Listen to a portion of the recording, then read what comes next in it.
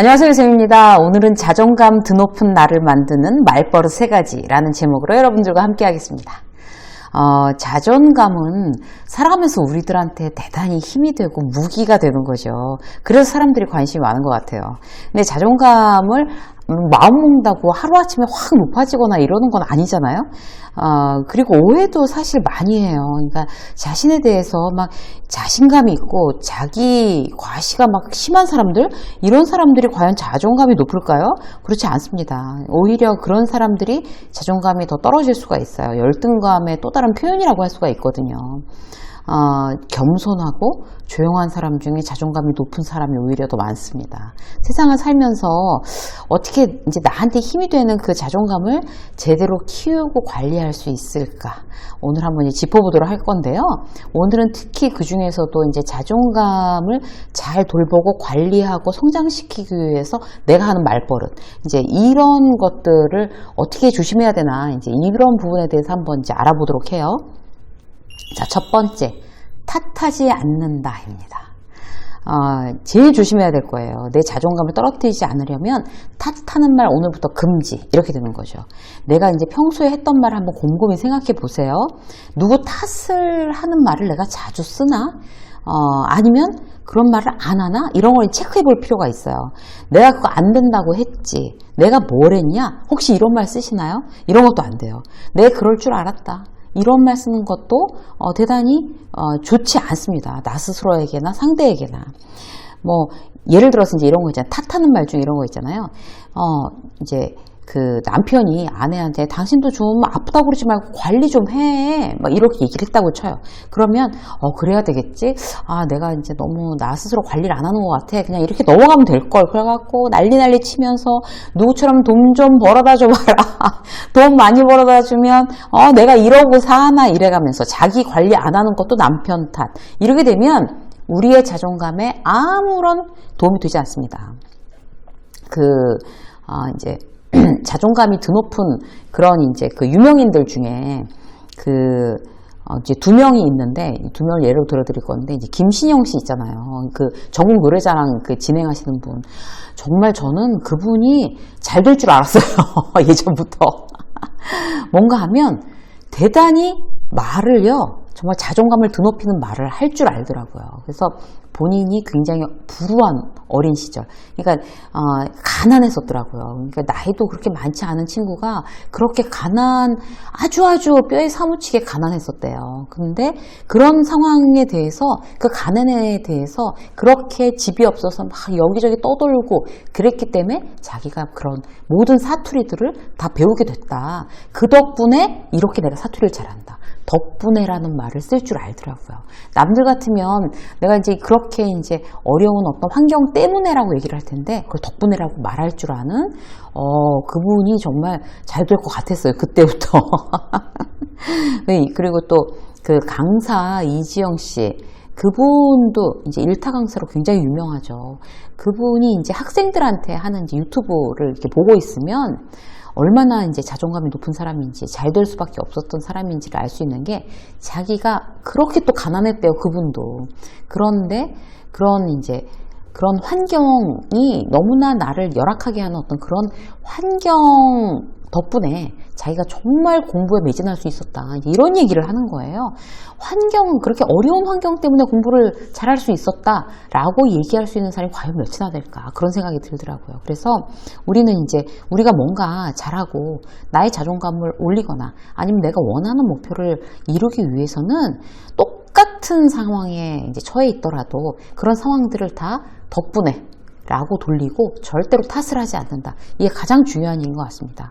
뭘 해도 잘 풀리는 사람, 어떤 그 외부의 어떤 탓을 하지 않고, 내 탓도 하지 않고, 이거 덕분에 내가 더 잘 됐어 라고 하는 어떤 그런 생각 습관, 말 습관이 있다는 거죠. 우리가 이제 지금까지는 그런 말을 안 했다고 하더라도 이제 지금부터 억지로 말 습관, 생각 습관을 바꿀 필요가 있는 거예요. 그런 식으로 덕분에로 오늘부터 바꾸시자고요. 내가 탓한 일이 뭐가 있는지 이제 체크해보고 그걸 다 걷어내는 거 오늘부터 시작하셔야 돼요. 살찌는 것도 남 탓하잖아요, 그죠?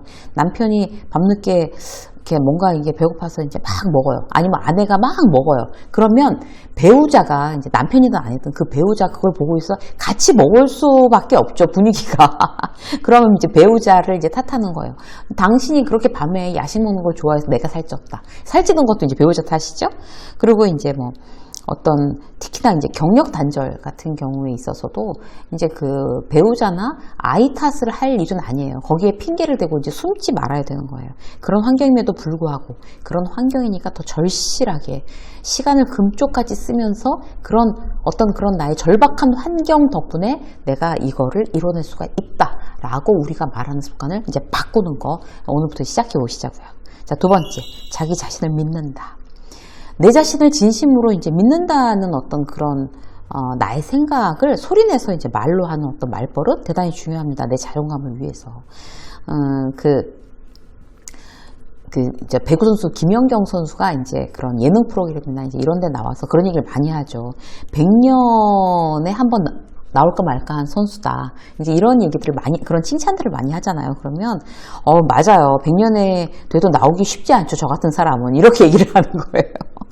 근데 그걸 보고 진짜 너무 재밌는데, 100% 정말 동의합니다. 이렇게 되잖아요, 우리가.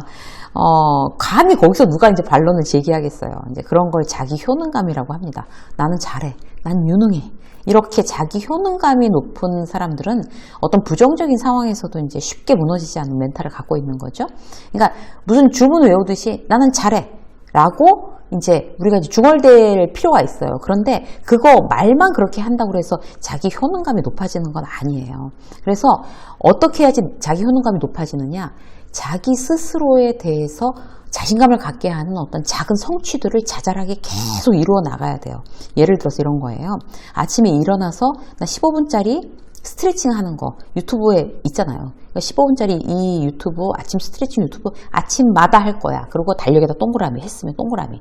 근데 아침에 15분 스트레칭 하는 거 마음 먹으면 그렇게까지 어려운 일 아닙니다. 그래서 일주일 뭐 월요일부터 일요일까지 다 성공했다. 그러면 이제 성공, 일주일 성공, 여기다 일주일 성공, 느낌표 이렇게 이제 해놓는 거예요. 그게 바로 일주일 동안 내가 어떤 루틴에 성공했다는 이제 경험인 거죠. 밤마다 이제 필사 한 페이지 한다. 요즘 이제 필사도 굉장히 좋은 책들이 많이 나와 있어요. 필사할 만한 책들. 여러분들한테 정말 권해드리고 싶어요.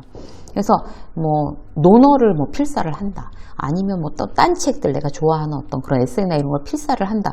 이렇게 했을 때 일주일 하루에 한 페이지씩 일주일 필사 성공. 그러면 이제 난 성공했어. 그게 바로 작은 성취예요. 그러면 그렇게 하면 다음번에 조금 더 큰 거 막 보름 아니면 한 달 이렇게 어떤 루틴을 성공해 나가는 거 우리들한테 대단히 어떤 이제 그 나 스스로를 믿게 하는 그런 이제 말버릇을 하는데 대단히 큰 도움이 될 수 있습니다.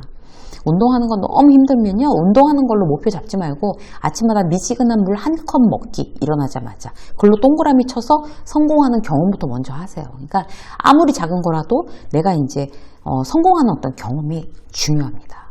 세 번째, 생각의 프레임을 유연하게 만든다는 거예요. 실제로 이제 뭘 해도 잘 풀리는 사람들이 있고 잘 안 풀리는 사람들이 있잖아요. 그러니까 잘 풀리는 사람들은요. 그런 어떤 좋은 행운들이 계속 오는 게 아니라 생각의 틀을 자기한테 유리하게 자꾸자꾸 바꾸는 거예요. 그러니까 부정적인 상황에서 포기하지 않고 그런 부정적인 상황에 긍정적인 의미를 부여하면서 계속 전진해 나가는 거죠. 예를 들어 볼게요. 내가 디자이너예요. 그래서 이제 인테리어 제안하는 PT를 그 회사에서 이제 그 공사를 따내려고 정말 열심히 준비해서 그걸 했어요. 일주일 밤새면서 열심히 준비했고 뭐 사장도 굉장히 기대하고 그래서 이제 내가 그걸 했는데 결국 이제 우리 회사가 떨어졌어요. 왜? 내가 제일 잘했는데 백으로 이제 다른 업체가 그 회사에 공사를 맡게 된 거예요. 그러면 굉장히 억울하죠. 그러면 억울해하고 뭐 술 마시고 계속 열받아 한다고 나한테 도움이 될까요? 전혀 아니죠. 저렇게 불공정하게 일이 진행되기도 하는구나. 허들이 저렇게 생각지도 않게 저런 불합리한 허들이 나타나기도 하는구나. 그게 바로 이 업계구나. 저 정도 허들을 이렇게 아무렇지 않게 뛰어넘으려면 목표 수준, 그러니까 그 PT에 들어가서 그 사람들을 설득하는 어떤 그런 목표 수준, 내가 하는 그 PT 수준을 더 확 압도적으로 높여야 되겠다. 저런 어떤 허들이 또다시 나타날 수 있으니까 그렇게 어떤 그 나한테 새로운 어떤 경험, 새로운 팁을 주는 그런 계기로 그 부정적인 상황을 끌어다 쓰는 거죠.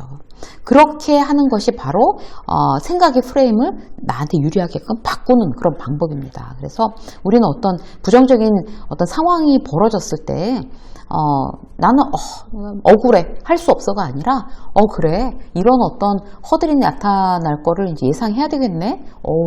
좋은 경험이었어. 그럼 이런 게 다음에 또 부딪혀서 내가 진짜 멍들고 뭐 진짜 피나고 찢어지지 않으려면 이렇게 준비를 해야 되겠구나. 오케이. 이렇게 우리들의 어떤 생각의 틀을 유연하게 바꾸는 거 이제 여러분들과 제가 오늘부터 한번 연습해 보시자고요. 이세미의 식장서 오늘 여기까지 하겠습니다. 고맙습니다.